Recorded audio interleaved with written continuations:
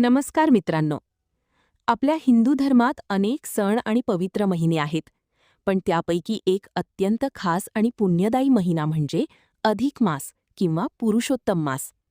हा महिना साधारणपणे 3 वर्षांनी एकदा येतो आणि या महिन्यात केलेली पूजा, जप, दान आणि सेवा याचे अनेक पटींनी फळ मिळते असे मानले जाते. पण हा अधिक मास नेमका का येतो? त्याला पुरुषोत्तम मास का म्हणतात? या महिन्यात काय करावे आणि काय टाळावे? आणि यामागची सुंदर पौराणिक कथा कोणती? आजच्या या व्हिडिओमध्ये आपण अधिक मासाबद्दल संपूर्ण माहिती जाणून घेणार आहोत, म्हणून व्हिडिओ शेवटपर्यंत नक्की पहा. हिंदू पंचांग हे चंद्राच्या गतीनुसार चालते, तर इंग्रजी कॅलेंडर सूर्याच्या गतीनुसार चालते. चंद्रवर्ष आणि सूर्यवर्ष यामध्ये थोडा फरक पडतो. हा फरक भरून काढण्यासाठी साधारणपणे प्रत्येक 3 वर्षांनी एक अतिरिक्त महिना जोडला जातो. त्यालाच अधिक मास म्हणतात. हा महिना कोणत्याही एका महिन्यानंतर येऊ शकतो. उदाहरणार्थ अधिक श्रावण, अधिक आषाढ, अधिक भाद्रपद इत्यादी. अधिक मासाला पुरुषोत्तम मास असेही म्हणतात, कारण भगवान विष्णूंनी या महिन्याला आपले नाव दिले. पूर्वी सर्व महिने स्वतःला श्रेष्ठ समजत होते, पण अतिरिक्त महिना असल्यामुळे अधिक मासाला कोणीही मान देत नव्हते. सर्वजण त्याची थट्टा करत होते. दुःखी झालेला अधिक मास भगवान विष्णूंकडे गेला आणि म्हणाला, माझा कोणी स्वीकार करत नाही, मला कोणी शुभ मानत नाही. तेव्हा भगवान विष्णूंना त्याची दया आली.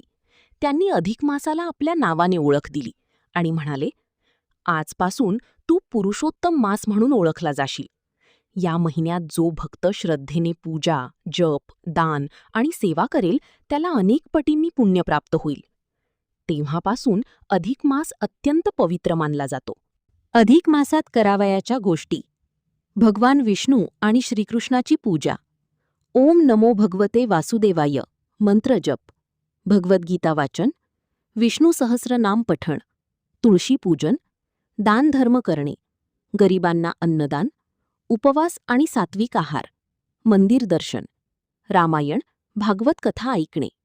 अधिक मासात टाळावयाच्या गोष्टी: विवाह, गृहप्रवेश, मुंज, नवीन व्यवसायाची सुरुवात, मोठे शुभकार्य, भांडण आणि वाईट बोलणे, तामसिक अन्न, खोटे बोलणे. लोकांचा असा विश्वास आहे की या महिन्यात आध्यात्मिक कार्यांवर भर द्यावा. अधिक मासाचे महत्त्व: अधिक मास हा आत्मशुद्धी आणि भक्तीचा महिना मानला जातो.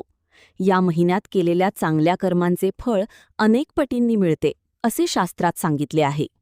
हा महिना आपल्याला संयम, सेवा, भक्ती आणि सकारात्मक विचार शिकवतो. मन शांत ठेवून देवभक्तीत वेळ घालवणे हेच या महिन्याचे खरे महत्त्व आहे.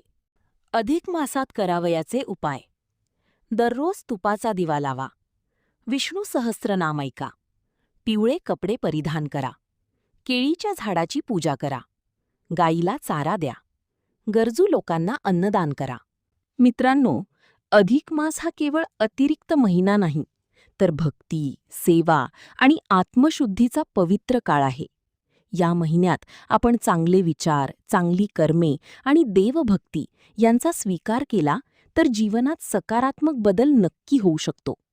जर तुम्हाला हा व्हिडिओ आवडला असेल तर व्हिडिओला लाईक करा, चॅनलला सबस्क्राईब करा आणि ही माहिती आपल्या मित्रपरिवारासोबत नक्की शेअर करा. धन्यवाद. जय श्री विष्णू.